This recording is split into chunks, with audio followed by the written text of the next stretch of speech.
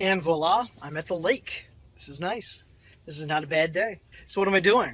Well, on this post, that post, that post, the homeowners are looking to have 3 electrical outlets. The first in line will be a GFI. I have that conduit with some regular Romex coming through it.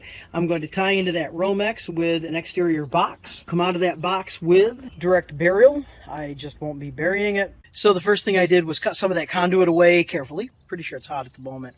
If I can locate the breaker, I'll turn it off. But I only need to tie into it once as a junction box. The next thing I need to do is I am locating where my 3 outlets will go on the 6x6. For the 6x6, I have brought spade bits and some auger bits, but nothing terribly long because I thought these were 4x4s.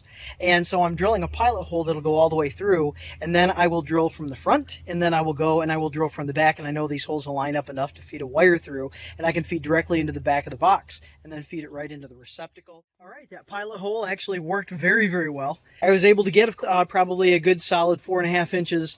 I abandoned the auger bit and just went with a spade bit to finish this hole off, and then went back underneath the porch, drilled that final 1 inch, and the hole lined right up as I expected to. But nice little thing. And next, start running some wire, getting some wire tucked out of these holes, getting it stripped, ready to go, put the boxes on, get them all wired before I tie into the junction, and then this last box right here will then tie into the junction box, and everything should be hot at that point. Direct burial.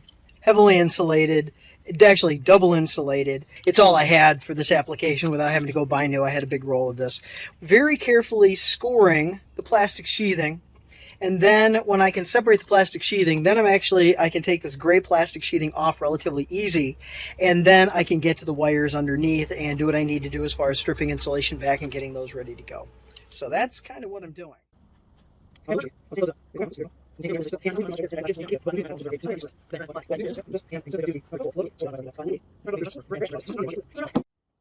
So I'm all set and ready, and I can strip these wires as necessary.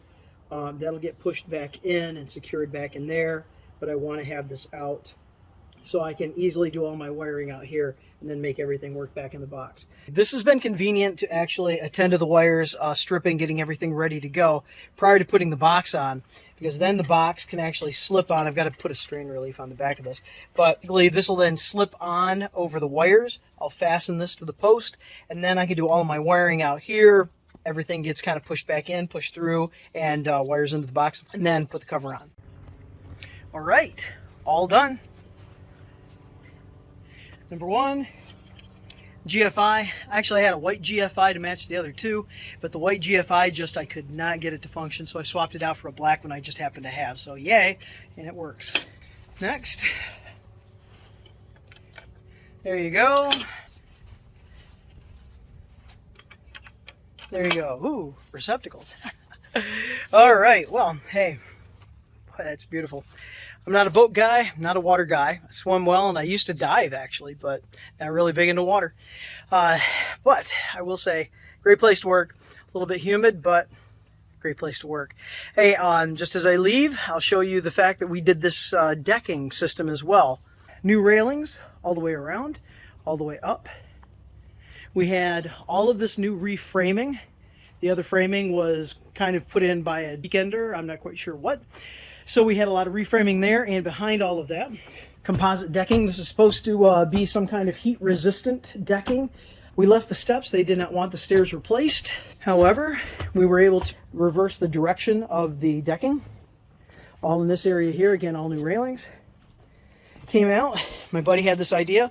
Rather than 45 it, why don't we do a kind of a herringbone? So we blocked all of that in there and herringboned it. Nothing is square on this deck, really. We had joists that were 12 inches on center and some that were 20 inches on center. This stuff here will only span up to 18. At 18, you may get some sag. Here again is the herringbone. All of that demo then had to go up all the way up to there. That was a pain in the caboodle, but persistence, right? Persistence, and it's what we get paid for.